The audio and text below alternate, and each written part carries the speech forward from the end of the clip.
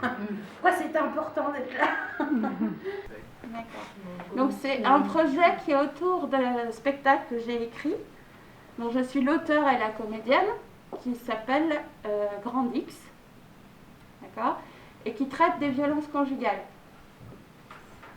entre autres choses.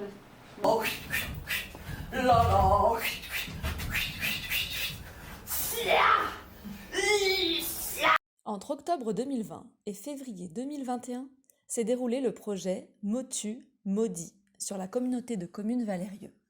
Dans le cadre du contrat territorial d'éducation aux arts et à la culture, autour du spectacle Grand X de la Compagnie des Chimères, s'est tramé un beau projet ambitieux. Sur 3 pôles géographiques différents, lier la sensibilisation au processus de création avec le problème des violences conjugales était un pari osé. Première étape. Après 2 jours de résidence et avant la représentation du spectacle Grand X à Saint-Agrève, nous sommes allés rencontrer les aînés avec Florence Bruas et échanger autour de cette notion qu'est le couple. C'est vrai qu'on avait divorce, on n'avait pas mariage. Pardon, famille? Oh, elle met déjà en trop, on me sert trop. C'est pas qu'on veut, on nous oblige sans vous tenir pris. Deuxième étape, c'est à la médiathèque que nous nous rendons pour un atelier corps et texte autour des violences, avec Laurence Cochet, responsable du lieu, et 6 autres participantes.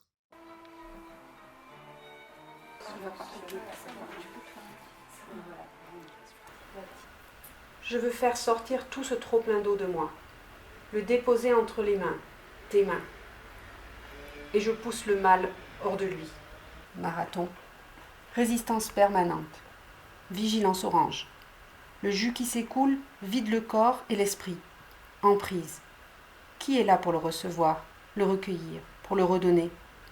Qui presse? Faisons-nous cela seuls? Ça monte et ça explose. Ta normalité, c'est la violence, la bagarre. Comment réchauffer le cœur glacé, le cœur givré? Danser à 2. Troisième étape. Il était important pour nous de rencontrer les enfants. Et c'est le cirque que Mélanie Limousin a souhaité partager avec eux. Elle nous explique pourquoi le cirque. Pour intervenir auprès des enfants du centre de loisirs de Saint-Agrève, on a eu envie de proposer des ateliers cirque. Ça nous a semblé pertinent plus sur un volet prévention des violences, puisque c'est une discipline qui permet de bien appréhender ses limites corporelles et donc qui développe la confiance en soi et en ses pairs. Quand on est dans la recherche d'équilibre, par exemple, sur des objets ou au sol, on prend conscience de ce que son corps permet. Et puis on a aussi cherché à travailler à plusieurs pour développer l'écoute, l'attention, la pose de limites. Ça nous a semblé important de créer des situations où on peut s'appuyer sur l'autre et être en confiance. Quatrième étape, partons pour Saint-Pierreville, à l'EHPAD Les Myrtilles. La musique est un langage universel. Elle parle à chacun d'entre nous, forme des ponts entre les gens, invite à la détente. Elle crée une bulle, un espace d'échange. Elle évoque des moments de vie passés ou présents et parfois réveille nos émotions. Nous l'avons utilisée comme vecteur pour libérer la parole, en douceur, pour parler d'amour, mais pas seulement, pour parler des relations hommes-femmes au travers d'anecdotes, de souvenirs, de chansons, de mots parfois tendres, parfois moins. Dernière étape, le lycée du Cheylard, avec les élèves et les professeurs. Et le théâtre de l'opprimé, c'est ça, c'est développer des stratégies, s'entraîner à essayer des trucs. Là, on s'en fout, je veux dire, si tu n'arrives pas pendant 5 minutes à faire sortir personne, il n'y aura pas mort d'homme. Donc, c'est à ce moment-là qu'on peut s'entraîner à trouver des trucs pour, dans la vie, après on est prêt, quoi.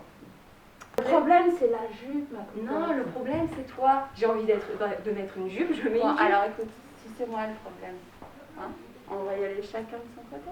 Et ben vas-y, tu sais quoi, la porte, elle est là-bas. La violence, il y a plutôt une personne qui subit et une ou plusieurs personnes qui font subir. Tandis que le conflit, c'est plutôt mutuel, c'est plusieurs personnes qui, je sais pas, se disputent ou se battent.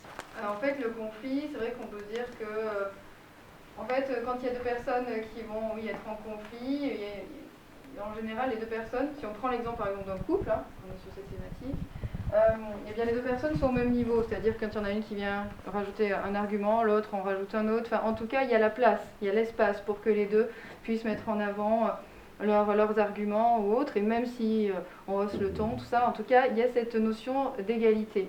On est sur, en fait, nous on parle aussi de couple démocratique. Il y a une notion d'égalité dans tous les cas.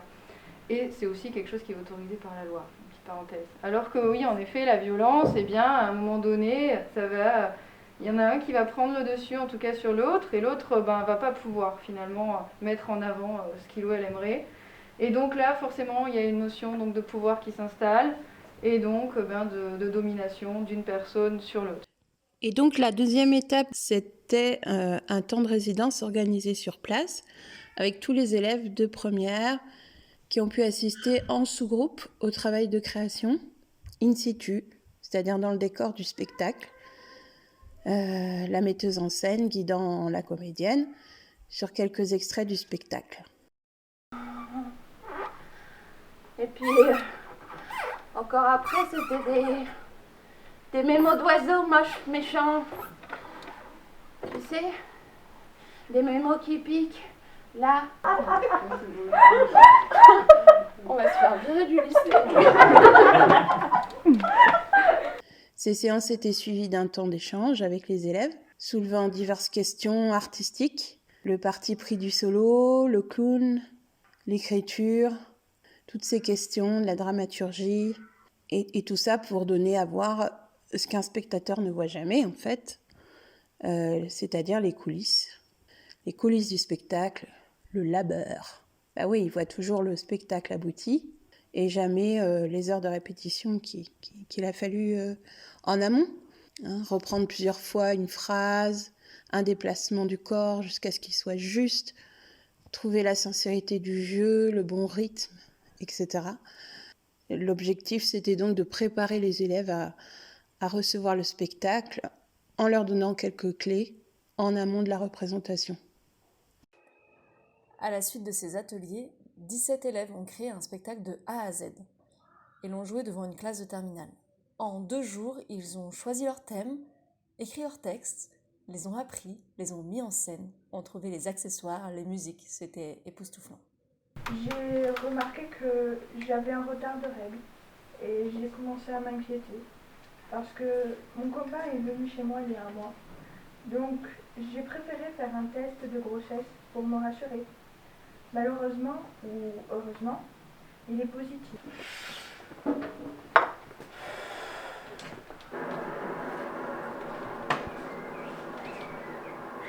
Bah alors, tu lis plus? Arrête, Eric. Fais voir ton livre.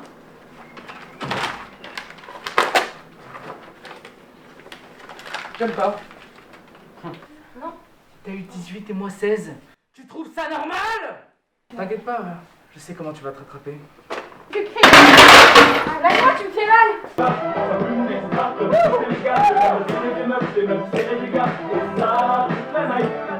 La douleur, la peur et la rage me consumaient, petit à petit, et je ne pouvais vivre ainsi. Alors, si vous lisez ceci, c'est que je vous dis au revoir. J'aimerais pouvoir vous remercier, mais cela serait hypocrite. Car, malgré que ça se soit passé dans le lycée, vous m'avez aidé. Et à présent, je suppose que vous allez pleurer car je m'en vais. Si c'est à ça que ressemble ma vie, je préfère y mettre un terme dès à présent. Et vous? Vous avez fait quoi?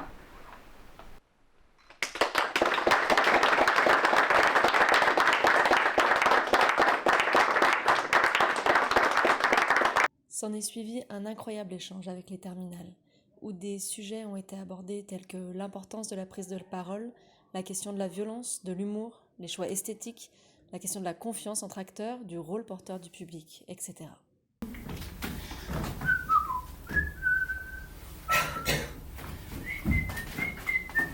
Après moult reports pour cause de crise sanitaire, nous sommes heureuses d'avoir pu réaliser toutes les phases de ce projet ambitieux, qui fait déjà des petits sur d'autres communautés de communes.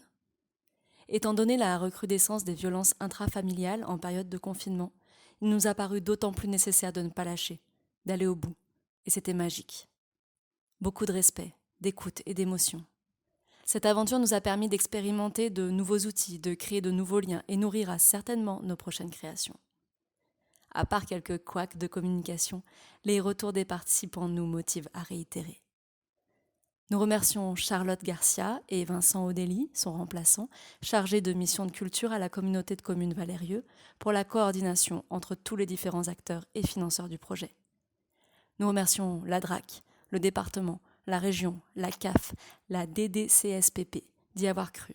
Une mention spéciale à Stéphanie Mounier du CIAS qui a facilité l'élaboration des projets en nous mettant en lien avec toutes les structures médico-sociales et sociales du secteur et à Géraldine Ford du planning familial qui nous a accompagnés lors de la plupart de nos interventions pour apporter son éclairage et à titre d'écoute quand nécessaire.